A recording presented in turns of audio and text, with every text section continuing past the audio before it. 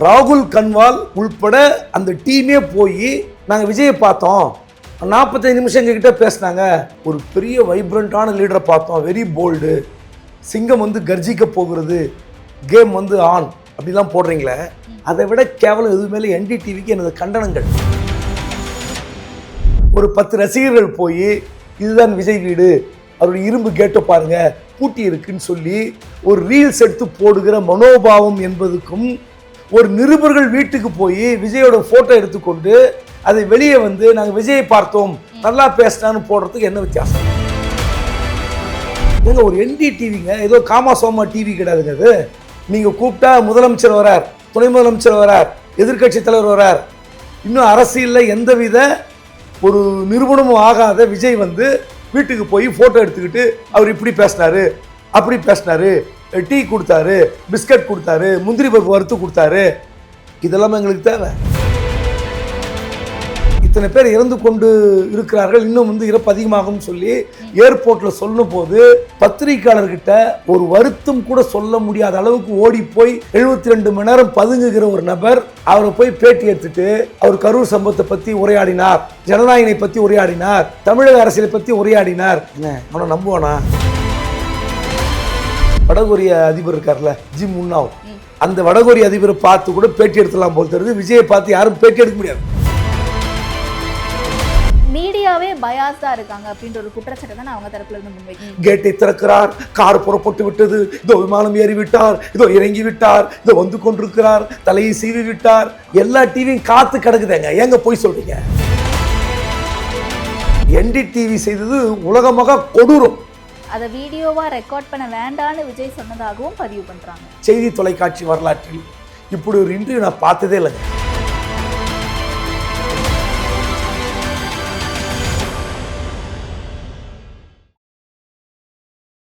இப்போது புதிய அறிமுகம் ஆச்சி ஹோட்டல் சாம்பார் 50 கிராம் ரூபாய் 20 மட்டுமே.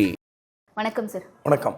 தேர்தல் நெருக்கத்தில் எல்லா தொலைக்காட்சிகளுமே தேர்தலுக்கான பணிகளை மேற்கொள்ள ஆரம்பிச்சிட்டாங்க. அதில் என்டிடிவி சமீபத்தில் நடத்தின தமிழ்நாடு சம்மிட்டில் பல்வேறு கட்சிகளின் தலைவர்களும் கலந்துக்கிட்டு இருக்காங்க. தாவேகா தலைவர் விஜயை தவிர்த்து அவர் இருக்கக்கூடிய இடத்துக்கு அங்கே இருக்கக்கூடிய ஆசிரியர்கள் நிருபர்களை வரவழைத்து விஜய் அவர்கள் பேட்டி அளித்ததா ஒரு 45 நிமிடம் பேசினதா அந்த நிருபர்களே ஒரு பேட்டி அளித்திருக்காங்க. எப்படி பார்க்கலாம் ப்ரெஸ் ஹேண்ட்லிங்கை விஜய் அவர்கள் எப்படி ஹேண்டில் பண்ணுறாரு? நம்ம எந்த நாட்டில் இருக்கிறோம்? இந்தியா. இந்தியாவில் ஏதாவது மீடியாவுக்கு எதிரான ஒரு நிலைப்பாடு கொண்ட ஒரு அரசாங்கம் இருக்குது, மீடியாவுக்கு பேட்டி கொடுக்கக்கூடாது, ஒரு எமர்ஜென்சி இருக்குது, அப்படி ஏதாவது ஒரு தடை சட்டம் இருக்கா? கிடையாது. எந்த தலைவர்களாவது மீடியாவை பார்த்து பயந்து ஓடுறாங்களா? ஏன் விஜய் மட்டும் மீடியாவை பார்த்து இப்படி பயப்படுறார்? அவருக்கு என்ன பயம்னே தெரியலையே. நான் என்ன கேட்குறேன், தமிழ்நாட்டில் இதுவரை எந்த மீடியா முன்பும் விஜய் பேசியதில்லை. அவருக்கு ஒரு அரிய வாய்ப்பாக அகில இந்திய அளவில் என்டிடிவி வராங்க. அதாவது டிவி உலகத்தில் என்டிடிவிக்குன்னு ஒரு பெரிய பாரம்பரியம் இருக்கு. நியூ டெல்லி டிவின்றது சாதாரணமான ஒரு குரூப் இல்லை. இன்னைக்கு ஒன்றா எப்படி ஒன்றா இருக்கலாம். ஒரு காலத்தில் பல பேட்டிகளால் இந்திய அரசியலை புரட்டி போட்ட டிவி என்டிடிவி. பிரணாய் ராய், பர்கா தத் இவங்கெல்லாம் கேட்ட கேள்விகள் இன்னும் நமக்கு நல்லா நினைவில் இருக்கும். அப்படிப்பட்ட ஒரு என்டிடிவி இவரை போய் வீட்டில் பார்த்து அந்த செய்தியாளர்கள், தலைமை ஆசிரியர் இவங்கெல்லாம் வந்து 45 நிமிடம் பேசியதாக நம்ம எதில் பார்க்குறோம்? சோஷியல் மீடியாவில் பார்க்குறோம். அப்படி என்ன அவசியம்? என்டிடிவிக்கு வருகிறது? இப்போ உங்களுடைய நிகழ்ச்சிக்கு நீங்கள் ஒரு சம்மிட் நடத்துகிறீங்க. சென்னை கிண்டியில் ஐடிசியில் ஒரு மிகப்பெரிய பிரம்மாண்டமான ஏற்பாட்டில் தமிழ்நாடு முதலமைச்சர் கலந்து கொள்கிறார், தமிழ்நாட்டுடைய துணை முதலமைச்சர் கலந்து கொள்கிறார், எதிர்க்கட்சி தலைவர் எடப்பாடி பழனிசாமி கலந்து கொள்கிறார், எல்லோரும் பங்கேற்கிறார்கள், பாஜக தலைவர்கள் பங்கேற்கிறார்கள். ஆனால் விஜய் வர மறுக்கிறார். என்ன பிரச்சனை விஜய்க்கு? ஒரு டிவி என்ன பண்ணியிருக்கணும்? ஒரு டிவி அதனுடைய தலைமை ஆசிரியர் என்ன பண்ணணும் சொல்லுங்க? இக்னோர் பண்ணியிருக்கணும். நாங்கள் எல்லா தலைவர்களையும் கூப்பிட்டோம், விஜய் மட்டும் வர மறுத்தார்னு எக்ஸ்போஸ் பண்ணியிருக்கோம். எல்லா தலைவர்களுக்கும் அழைப்பு விடுக்கப்பட்டிருக்கிறது, எல்லோரும் வந்து விட்டார்கள். எல்லோரும் வந்து சில பேர் வந்து சிஎம்ஓ டெப்டி சிஎம்ஓ மட்டும் மைக்கில் வந்து ஸ்டேட்மெண்ட் மாதிரி படிச்சுட்டு போயிட்டாங்க. எடப்பாடி பழனிசாமி கேள்விகளுக்கு பதிலளித்தார், பல தலைவர்கள் பதிலளித்தார்கள். அப்படி இருக்கும்போது விஜய்க்கு மட்டும் என்ன ஸ்பெஷல் சலுகை? நீங்க வீட்டுக்கு போய் அவர் எங்களிடம் பேசினார். விஜய் தரப்புல இருந்து அழைப்பு விடுக்கப்பட்டதா சொல்லப்படுதே. அழைப்பை ஏற்று போயிருக்காங்க. விஜய் தரப்பு வேண்டாங்க, நான் ஒரே ஒரு நிமிஷம் அதை கேட்குறேன். அந்த அந்த நிருபர் எழுதியிருக்கிறாங்க, 4 பேர் பார்த்துருக்குறாங்க. அதாவது வசுதா வேணுகோபால்னு ஒரு அவங்க ட்வீட் போட்டிருக்காங்க எக்ஸ் தளத்தில். மெட் TVK chief Vijay, the எக்ஸ்பெக்டர் of Tamil Nadu assembly elections 2026, nice guy, well informed, bolt, roaring to go, authentic, game is on. அதாவது ஒரு பெரிய வைப்ரண்டான லீடரை பார்த்தோம், வெரி போல்டு, சிங்கம் வந்து கர்ஜிக்க போகிறது, கேம் வந்து ஆன் அப்படிலாம் போடுறீங்களே. நான் என்ன கேட்குறேன், அப்படி ஒரு சூழல் தமிழ்நாட்டில் இருப்பதாக நினைத்து கொண்டிருந்தால் அவர் எங்கே வந்து பேட்டி கொடுத்துருக்கணும்? ஐடிசி சோலாக்கு வந்திருக்கணும், சரிங்களா? ஏன் வரல? நான் இன்னொன்று கேட்குறேன், அதனுடைய தலைமை ஆசிரியர் ராகுல் கன்வால் கிட்டத்தட்ட ஒரு 20 வருட அனுபவம் இருக்கும். ராகுல் கன்வால் உள்பட அந்த டீமே போய் நாங்கள் விஜயை பார்த்தோம், 45 நிமிஷம் எங்ககிட்ட பேசினாங்க, ரொம்ப போல்டாக பேசினாரு, நீங்கள் பேட்டி கொடுக்குறீங்களா? அதை விட கேவலம் எதுவுமே என்டிடிவிக்கு எனது கண்டனங்கள். ஓகே, இந்த மாதிரி ஒரு உலக தொலைக்காட்சி வரலாற்றில் இப்படி ஒரு அரசியல் தலைவருடைய பேட்டி எடுக்கப்பட்டதே கிடையாது. இல்ல ஜேர்னலிசம் எத்திக்ஸ்ல ஆஃப் த ரெக்கார்ட் பேசின ஒரு விஷயத்தை நம்ம போடக்கூடாது அப்படிங்கறத நம்ம பார்த்திருப்போம்ல சார். அது நம்ம ஒரு எத்திக்ஸாவே ஃபாலோ பண்ணிட்டு இருப்போம். இப்போ விஜய் அவர்களை கூப்பிட்டு பேசினது, இந்த சந்திப்பு அப்படிங்கிறது ஆஃப் த ரெக்கார்ட்ல வருமா? எப்படி புரிஞ்சுக்கலாம்? இவங்க வெளியே வந்து சொல்றாங்கல்ல இன்னென்ன விஷயங்கள் பேசினார் விஜய் அப்படின்னு சொல்லிட்டு. இல்லைங்க, ஆஃப் த ரெக்கார்டா ஆன் த ரெக்கார்டா என்பது வேறு. ஓகே, புரியுதுங்களா? இப்போ சில விஷயங்களை வந்து நான்லாம் தினமலர் பத்திரிக்கையில் 15 ஆண்டு காலம் வேலை பார்த்துட்டு அதன் பிறகு குமுத ரிப்போர்ட் எடிட்டரெலாம் இருந்திருக்கிறேன். சில இடத்துல வந்து ஆன் ரெக்கார்ட் பேசுவாங்க, அப்புறம் ஆஃப் த ரெக்கார்டுன்னு சொல்லிட்டு பேசுவாங்க. ஆஃப் த ரெக்கார்டு விஷயத்த ஏசியமாக டீக்கெட் பெஞ்சில் எழுதுவோம், கிசு கிசு காலத்தில் எழுதுவோம், பெயர் குறிப்பிடாமல் சம்பவத்தை குறிப்பிடாமல் அது மக்களுக்கு போய் எப்படி சேரணுமோ அந்த வகையில் எழுதுவோம் பிரிண்ட் மீடியாவில். நீங்க காசிப் காலம்னு இருக்கு, நீங்க எழுதலாம். ஆனா நான் கேட்கிறேன், விஜய் வந்து இதுவரை யாருக்கும் பேட்டி தரல, நீங்க போய் பார்த்தீங்கல்ல, அது எதுக்கு நீங்க எக்ஸ்போஸ் பண்ணீங்க? நான் என்ன கேட்கிறேன், விஜய் வீட்டு முன்னாடி ஒரு 10 ரசிகர்கள் போய் இதுதான் விஜய் வீடு, அவருடைய இரும்பு கேட்டை பாருங்க பூட்டி இருக்குன்னு சொல்லி ஒரு ரீல்ஸ் எடுத்து போடுகிற மனோபாவம் என்பதுக்கும், ஒரு நிருபர்கள் வீட்டுக்கு போய் விஜயோட போட்டோ எடுத்துக்கொண்டு அதை வெளியே வந்து நாங்கள் விஜயை பார்த்தோம் நல்லா பேசினான்னு போடுறதுக்கு என்ன வித்தியாசம்? ஒரு ரசிக மனப்பான்மையோடு ரீல்ஸ் போடுகிற ஒரு ரசிகருக்கும் ஒரு மிகப்பெரிய இந்தியாவில் உள்ள மிகப்பெரிய டிவி சேனலுடைய தலைமை ஆசிரியர் உள்பட அந்த டிவி நிருபர்களுக்கும் என்ன வித்தியாசம்? என்னுடைய கேள்வி இதுதான். நீங்களும் ரீல்ஸ் மோகத்தில் இருக்கீங்களா? அப்படி என்ன உங்களுக்கு மோகம்? ரசிக மனப்பான்மைன்னு ஏன் சார் எடுத்துக்கணும்? அங்கே கேள்விகள் கேட்கப்பட்டதா சொல்லப்படுது. கரூர் சம்பவம் குறித்து, ஜனநாயகன் இஷ்யூ குறித்து, தேர்தல் குறித்து பல்வேறு கேள்விகள் கேட்கப்பட்டதாகவும் அதற்கு விஜய் அவர்கள் பதில் அளித்திருக்காரு அப்படின்னு சொல்றாங்க. நீங்க நம்புறீங்களா? நீங்க நம்புறீங்களா? அவங்க சொல்றாங்க. நீங்க நம்புறீங்களா? நான் நம்ப மாட்டேன்.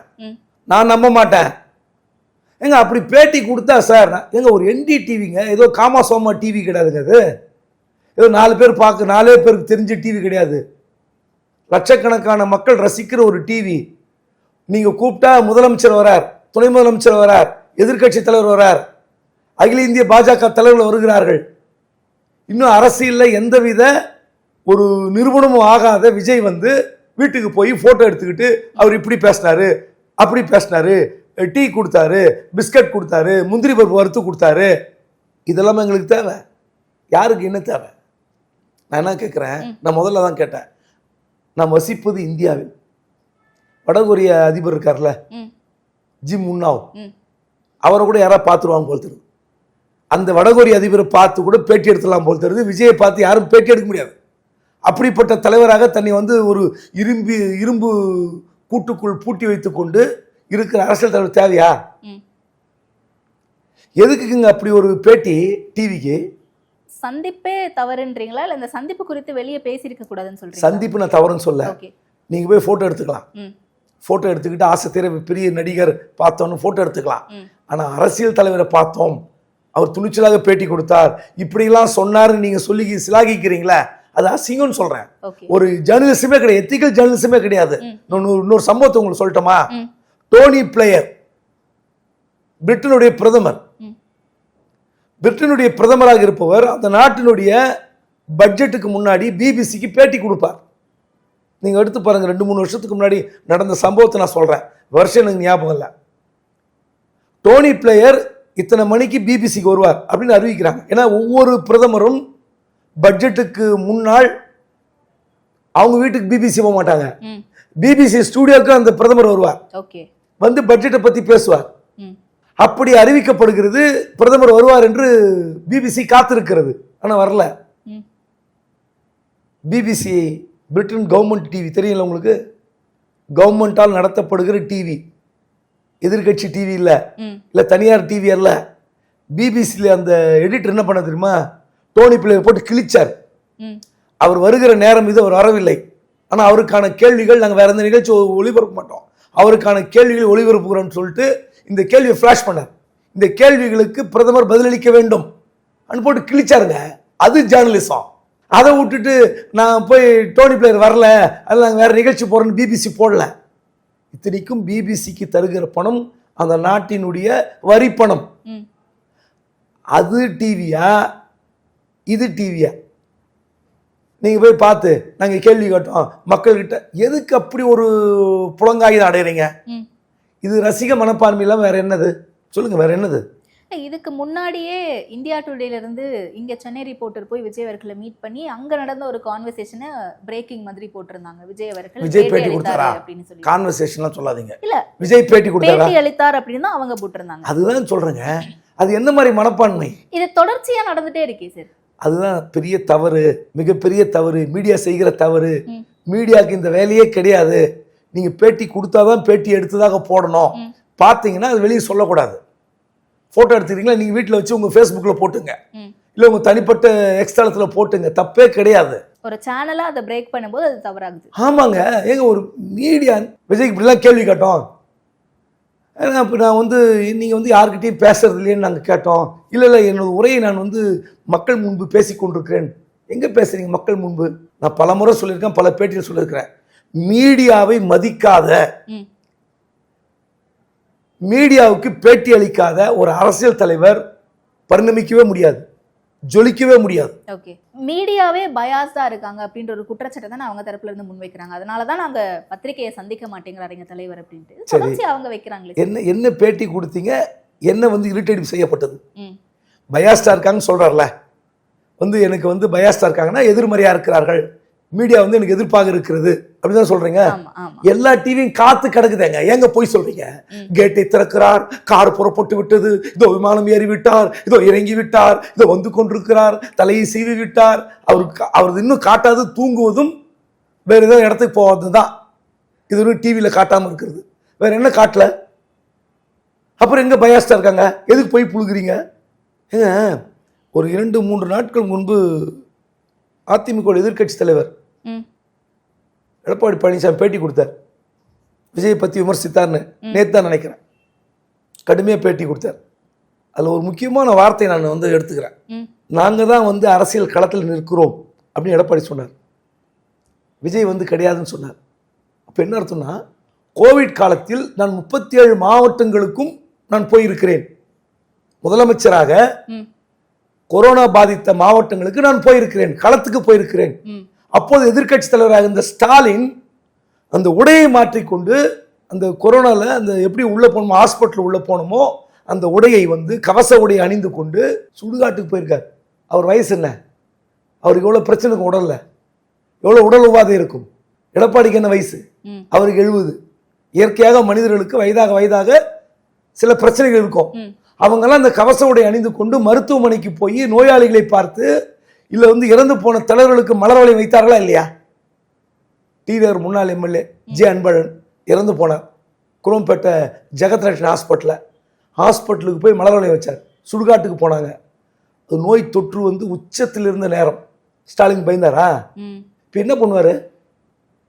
பதுங்கு குழியில் போய் பதுங்கிக்குவாரா விஜய்? வெளியே வரது பயப்படுறாருன்னு சொல்ல வரீங்களா, இல்ல பிரஸ் அட்ரஸ் பண்றதுக்கு பயப்படுறாருன்னு இல்லை, சொல்லி வெளியே வரத்துக்கு பயப்படுறாருங்க. வெளியே வரத்துக்கு பயப்படுறாரு. இப்போ ஒரு கல்யாணம் காட்சி, சோஷியல் மீடியா ரீச் இருக்கு, அதுவே போதும்னு நினைக்கலாம்ல சார் இப்ப இருக்கக்கூடிய ஜெனரேஷனுக்கு. என்ன சோஷியல் மீடியாவில் இது என்னங்க அநியாயமா இருக்கு? அது அரசியல். சோஷியல் மீடியாலே அரசியல் கிடையாது, மேபி அவங்க அப்படி நினைக்கலாம்லன்னு கேக்குறேன். எப்படி? அதான் தப்புன்றோம்.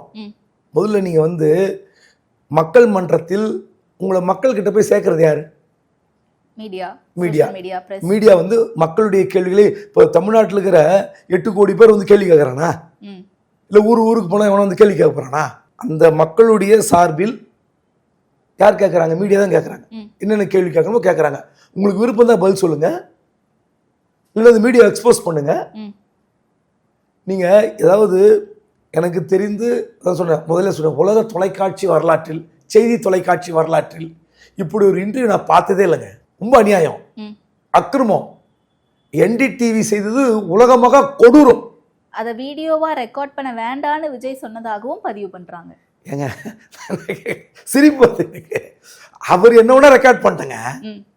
நான் வந்து பேசாதீங்க, வீடியோ எடுக்காதீங்க, சினிமா மாதிரியே இருக்கட்டும். இப்போ தெரியுதா உங்களுக்கு? நான் ஏன் திரும்ப திரும்ப சொல்றேன், எனக்கு விஜய் மேல தனிப்பட்ட காழ்ப்புணர்ச்சி கிடையாது. ஏதோ வடகொரிய அதிபரோடு குபேந்திரன் ஒப்பிட்டு விட்டான், உடனே அவன் மோசமானவன், அவன் நல்லவன் இல்லை, குபேந்திரன் விஜய்க்கு எதிரி, இது அதிமுக கிட்ட அதிமுக பணத்தை வாங்கிட்டான், நீ என்ன ஒன்னா விஜய் ரசிகர்கள் சொல்வார்கள். ஆனால் விஜய் ரசிகர்களுக்கும் சேர்த்து நான் பேசுறேன், உங்களுக்கு ஏதாவது ஒரு பிரச்சனை நீங்க வரணும். எல்லாம் அதான் கேட்குறாங்க. இப்போ என்ன சொன்னார், கரூர்ல வந்து இதே எடப்பாடி பழனிசாமி அந்த சம்பவத்தின் போது ஆதரித்தார். ஆனால் நேற்று என்ன பேட்டி கொடுத்தார்? அந்த சம்பவத்தில் கூட பாதிக்கப்பட்ட மக்களை நீங்கள் பார்க்கவில்லை, நாங்கள் போய் பார்த்தோம். அப்போ பாதிக்கப்பட்ட மக்களுக்கு அந்த சம்பவ இடத்திற்கு போய் ஆறுதல் சொல்ல முடியலன்னா அது என்ன அரசியல்? அப்படிப்பட்ட அரசியல் எதுக்குன்னு கேட்குறேன். நீங்கள் முதலமைச்சராக இருந்தால் பாதுகாப்பு இருக்கும், போலீஸ் பாதுகாப்பு இருக்கும், அப்போ போய் நீங்கள் ஈஸியாக பார்த்துலாம் நினைக்கிறீங்க. ரொம்ப தப்பு. இது வந்து முதல்ல என்டிடிவி இந்த மாதிரி செய்தி வெளியிட்டதும் தப்பு, இதை உட்காந்து நம்ம டிபேட் பண்றதும் தப்பு. விஜய் என்னன்னா, எதுவுமே தேவையில்லை, மீடியா வந்து நமக்கு தேவையில்லை, மோடிக்கு தேவைப்பட்டது நமக்கு தேவைப்படுவா, மோடி மீடியா முன்னாடி வர்றாரா, மோடி பேட்டி தருகிறாரா? கிடையாது. அதே மாதிரி பாணியில் ஒரு பயணிக்கிறார். ஆனா அதே மோடி பிஜேபி தானே ஃபாசிஸ்ட்னு சொல்றாரு. அதான் சொல்றேன், அப்படிப்பட்ட ஒரு விஜய் வந்து மக்கள் மன்றத்தில் சொல்ல வேண்டிய கருத்துக்களை நீங்க பேசினா டிவியில காட்டுறோம்.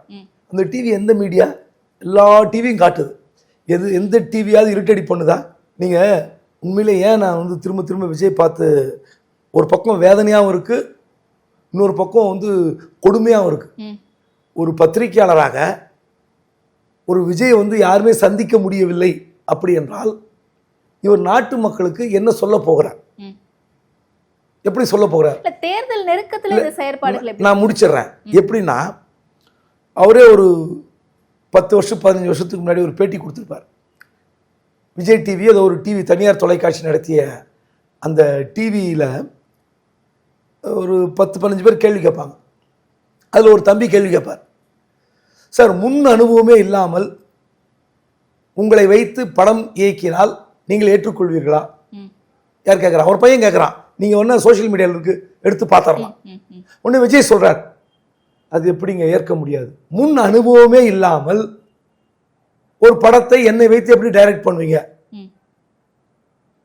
ஒரு டைரக்டர் ஆகணும், அசிஸ்டன்ட் டைரக்டராக இருக்கணும், ஒரு படம் எடுத்திருக்கணும், அதுன்னு அனுபவம். அப்போது நீங்கள் விஜய் அதிகாரப்பூர்வமாக கட்சி ஆரம்பித்து நாடாளுமன்ற தேர்தல் வந்தது, தேர்தலில் போட்டி இல்லை. அதன் பிறகு 2 இடைத்தேர்தல் வந்தது, இடைத்தேர்தலில் போட்டி இல்லை, எந்த அனுபவமும் இல்லை.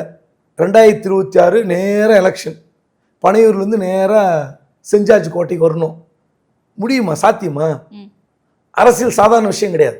ஒரு சுனாமி மாதிரி ஆளால புரட்டி போட்டுரும், நேரத்துக்கு நேரம் மாறும். ஜெயிக்கும் என்ற கட்சி தோற்று இருக்கிறது, தோற்கும் என்ற கட்சி ஜெயித்து இருக்கிறது, கருத்து கணிப்புகள் பொய்யா போயிருக்கு. இப்படிப்பட்ட ஒரு சந்தர்ப்ப சூழ்நிலை அரசியல் நிலைப்பாடு எப்படி மாறும்? மக்கள் கோபமாக இருக்கிறார்களா இல்லையா, அதை வெளிப்படுத்துகிறார்களா இல்லையான்னு தெரியவே தெரியாது. இப்போ வர கருத்து கணிப்புல மொத்தம் போலி, நம்பவே முடியாது. மக்கள் என்ன நினைக்கிறாங்கன்னு யாருக்கும் தெரியாது. இப்படிப்பட்ட சூழலில் சோசியல் மீடியாவை நம்பி மட்டும் அரசியல் பண்ணுவேன், நான் பேட்டி தர மாட்டேன், எப்படிங்க முடியும்? என்ன சாத்தியம்? சொல்லுங்கள், நீங்கள் சொல்லுங்கள். இப்போ ஒரு ஒரு அரசியல் தலைவரை பார்த்து பேட்டி எடுக்கும்போது தான் இவர் வந்து இப்படி உளறாரு, இவருக்கான நம்ம ஓட்டு பண்ண நினைச்சுன்னு ஒருத்த மக்கள் நினைப்பான். ஐயோ நம்ம இவர் தப்பாக நினைச்சோமே, ரொம்ப சிறப்பாக பேசுகிறாரே, அப்போ இவருக்கு ஐயோ நம்ம இவர் தப்பாக நினைச்சது வெரி சாரி, இவருக்கு ஓட்டு பண்ணணும், இவருடைய கொள்கை என்ன இருக்குது, இவருடைய பேச்சு என்ன இருக்கிறது, இவருடைய சொல் வந்து செயலாக மாறும் அப்படின்ற மாதிரி ஒரு நம்பிக்கை வரணும்னா எங்கே வரும்? வெறும் நீங்கள் வந்து வேனில் உட்காந்துக்கிட்டு அங்கங்கே மேடையில் ஊருக்கு இவர் போய் 234 தொகுதி கிட்ட போய் என்னைக்கு பேச போறாரு? 234 தொகுதிக்கு பயணம் பண்ண வேண்டாமா? வேட்பாளர் அறிவிக்க போறீங்க, ஊருக்கு போனவா வேண்டாமா? எப்போ போக போறீங்க? ஒரு நான் கேட்குறேன், உங்களுக்கு தமிழ் தெரியும், ஆங்கிலம் தெரியும், டிவி நிருபர் என்னத்துக்கு? டிவி நிருபர் கழுத்தை கடிச்சா துப்ப போறாங்க இந்த மிருகங்களெல்லாம். ஏன் வரமாட்டீங்க? இதுல இருந்து என்ன தெரியுதுன்னா எக்ஸ்போஸ் ஆயிடுவோன்னு பயப்படுறாரோ? சினிமா நடிகராக இத்தனை வருடம் அவர் பயணித்தது ஸ்கிரிப்ட் தான். என்னுடைய தந்தை வந்து அரசியல் சார்ந்த நிறைய திரைப்படம் எடுத்திருக்காரு, அதனால எனக்கு பேசிக்காவே ஒரு பொலிட்டிக்கல் நாலேஜ் இருக்கு அப்படின்னு சொன்னதாவும் ரெஜிஸ்டர் பண்றாங்கல்ல. சரி, அவங்க அப்பா 10 நம்ம எப்படி சொல்ல முடியும்? அவங்க அப்பா 10 படம் எடுத்தார். ஓகே, முதல்ல அவரை டெவலப் பண்ணார். அதன் பிறகு 40 படம் எடுத்திருப்பாங்க. வேற யாருன்னா எல்லாமே ஸ்கிரிப்ட். டைரக்டர் சொல்ல சொல்ல, வசனகர்த்தா சொல்ல சொல்ல, அதுக்கப்புறம் டப்பிங்ல சொல்ல சொல்ல இப்படியே நடித்து பழக்கப்பட்ட ஒரு நடிகர். நீங்க எங்கேயாவது ஒரு இடத்துல எக்ஸ்டெம்போவா ஸ்பான்டேனியஸா பேசுனதே கிடையாது, தன்னிச்சையாக பேசுனது கிடையாது. எல்லாமே ப்ரிப்பேர்டு ஸ்பீச், எல்லாமே ஸ்கிரிப்ட், எழுதி கொடுத்ததை பேசி நடிக்கிற ஒரு நடிகர் எப்படி பொது வெளியில் நடந்து கொள்வது தெரியல அவருக்கு. அதுதான் வந்து நீங்க பயிற்சி எடுக்கணும். அதுதான் அரசியல். 2-3 தேர்தல் சந்திக்கணும். இன்னொன்று சொல்லட்டுமா உங்களுக்கு? எஸ்.ஏ. சந்திரசேகரன்னா ஏழ்மையில் இருந்திருக்கலாம், அவர் வறுமையில் உழண்டு மேலே ஜெயித்து வந்திருக்கலாம். விஜய் அப்படிப்பட்டவர் அல்ல. அவர் வந்து வெள்ளித்தட்டில் தங்க ஸ்பூன்ல சாப்பிட்ட குழந்தை, ஒரு பொத்தி பொத்தி வளர்க்கப்பட்ட குழந்தை. இங்கிலீஷ்ல சொல்லணும்னா பேம்பர்டு சைல்டு. கெட்டதெல்லாம் வாங்கி தருகிற அப்பா அம்மா, கெட்டதெல்லாம் கிடைக்கிற ஒரு மகனாக வளர்ந்திருப்பார். பேம்பர்டு சைல்டு, எது கேட்டாலும் கிடைக்கும். அதனால தான் அவர் வந்து நடிகராக நினச்சா அவங்க அப்பா வந்து அவரை நம்பி ஒரு 10 படம் எடுத்தார். அவர்கிட்ட போய் நீங்க தோல்வின்னு சொன்னா அவரால் ஏத்துக்க முடியாது. இது ஒரு பிரச்சனை சொன்னா அழுதுருவார்.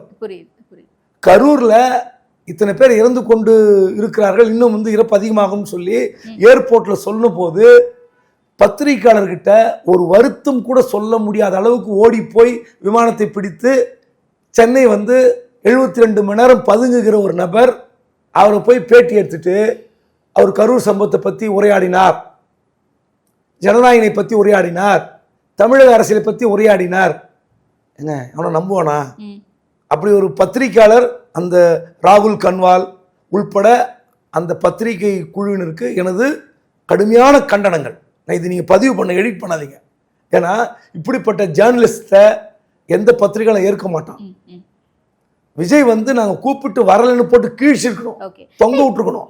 ஏன் விஜய்க்கு மட்டும் ஒரு ஸ்பெஷல் அட்டென்ஷன் இருக்கு அப்படின்ற ஒரு கொஸ்டின் இருக்குல்ல சார்? ஏன்னா இவ்வளவு நாள் நம்ம விஜய் வந்து போறாரு, வராரு, மீட்டிங் எடுத்துறாரு, பேசுறாரு அப்படின்ற ஒரு கவனம் கொடுத்துட்டு இருந்தோம். மேபி அது டிஆர்பியா கூட இருக்கலாம். நீங்க சொன்ன மாதிரி இபிஎஸ் அவர்கள் பேசும்போது டிஆர்பிக்காக அவர் பின்னாடியே போறீங்க அப்படின்ற வார்த்தையும் அவர் பதிவு செய்திருந்தார்.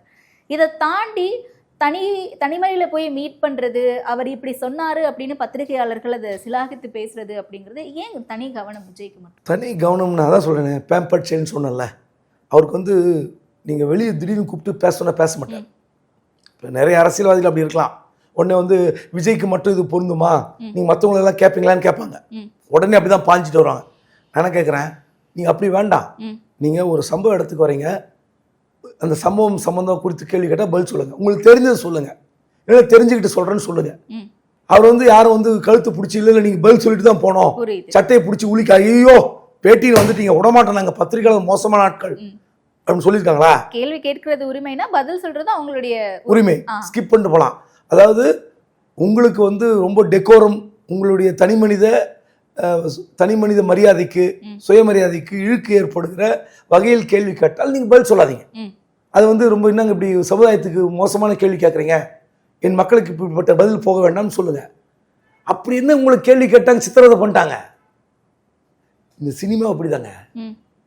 இதுல இருந்து தப்பி பிழைத்தவர்கள் கமல், ரஜினி, டி ராஜேந்தர், பாக்யராஜ், இப்படி கொஞ்சம் பேர் எக்ஸ்டம்போவா பேசுவாங்க. புரியுது. ஆனா எல்லாராலும் அப்படி பேச முடியாது. எந்த நடிகர்கிட்ட நீங்க போய் திடீர்னு கேள்வி கேட்டாங்கன்னு வச்சுக்கலாம் பயந்துருவாங்க. ஏன்னா அவங்க வந்து எப்படின்னா அந்த அந்த அந்த ஸ்டைலுக்கே வந்திருக்க மாட்டாங்க. அந்த ஸ்டைலில் வராத ஆட்களை நீங்க வந்து பழக்கப்படுத்துறது ரொம்ப கஷ்டம். அதனால வந்து இதுக்கு மேல விஜய் பத்தி நம்ம என்ன பேச போறோம்? விஜய் இனிமேல் மீடியாவுக்கு முன்னாடி வரப்போறாரா? கேள்வி வந்து விஜய் ஒரு பேம்பர் சைல்டா இருந்தாரா அப்படிங்கிறது கிடையாது. சரி, இப்ப விஜய்க்கான ஒரு இம்பார்ட்டன்ஸ் பிரஸ் கொடுத்துருக்காங்க இவ்வளவு நாள் அப்படின்னா ஏதோ ஒரு வகையில வாட்ச் ஆடியன்ஸ் இருக்காங்க, மக்கள் அதை கவனிக்கிறாங்க, டிஆர்பி அதிகமா ஏறுது அப்படின்ற ஒரு விஷயம் எல்லாம் இருக்கு.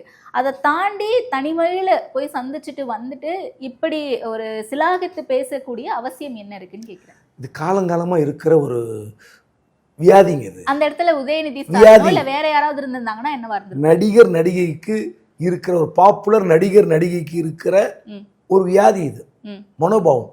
சிலுக்கு அவர்கள் தற்கொலை செய்து கொண்டார். நான் தினமலர் பத்திரிகையில் இருக்கிறேன். ராயப்பேட்டை ஹாஸ்பிட்டலில் பாடி இருக்கு.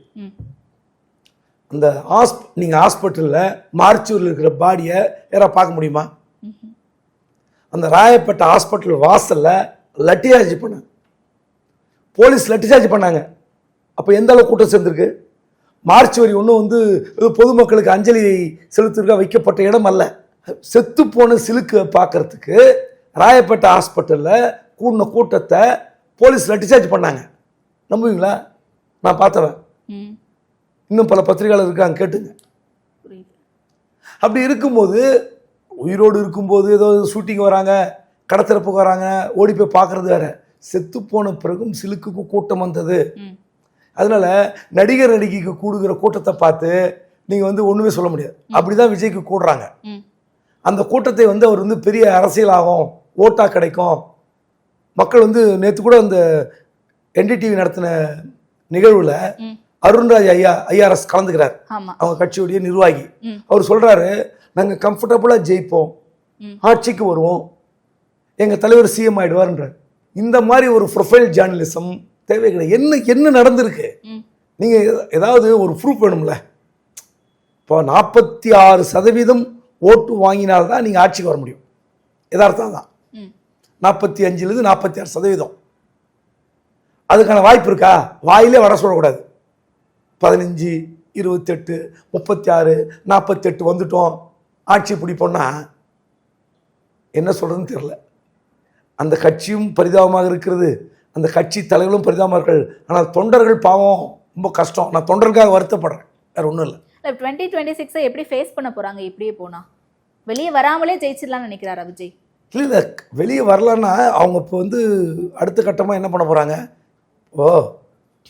சில நாட்களுக்கு முன்பு ராயப்பேட்டையில் நிர்வாகிகள் கூட்டம், சென்னை மண்டல நிர்வாகிகள் கூட்டம், தொண்டர்கள் கூட்டம் நடக்குது. விஜய் வரல. விஜய் வராமலே வந்து ஒரு கட்சி கூட்டம் நடக்குதுங்க. கேட்டால் வந்து அவர் வந்தாக்கா பெரிய பிரச்சனை ஆகிடும் அப்படிங்கிறாங்க. அது எப்படி பிரச்சனை ஆகும்? இப்போ அதே ஐடிசி சோழால சில ஒரு மாதத்துக்கு முன்பாக ஒரு கல்யாணத்துக்கு வந்தார். எப்படி வராரு? இன்னும் ஒரு யூடியூப்ல ஒரு பேட்டி பார்த்தேன்.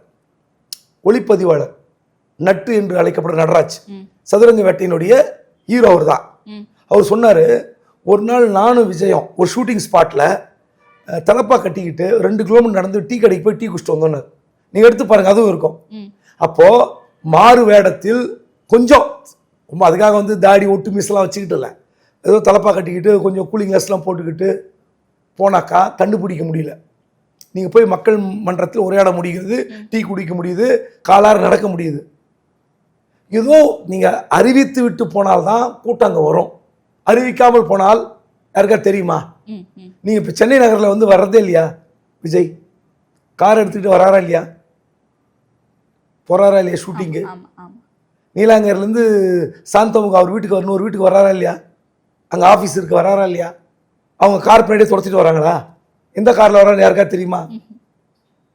அப்போது நீங்கள் தமிழ்நாடு அரசியலில் இதுவரை பார்த்திராத ஒரு தலைவர்.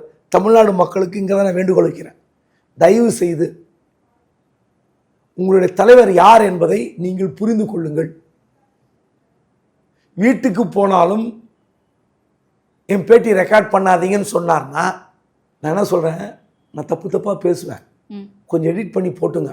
நடுவுக்கு தப்பாக வந்தாக்கா வார்த்தை எடிட் பண்ணுங்க, கட் பண்ணுங்க, ஏன்னா ரெக்கார்டிங் தானே அப்படின்னு கூட சொல்லலாம்ல. ஓகே. அது கூட செய்ய ஒப்புக்கொள்ளாத ஒரு அரசியல் தலைவரை தமிழ்நாடு கொண்டாட போகிறது என்றால் இதை விட வருத்தம், வேதனை வேறு எதுவுமே இல்லை.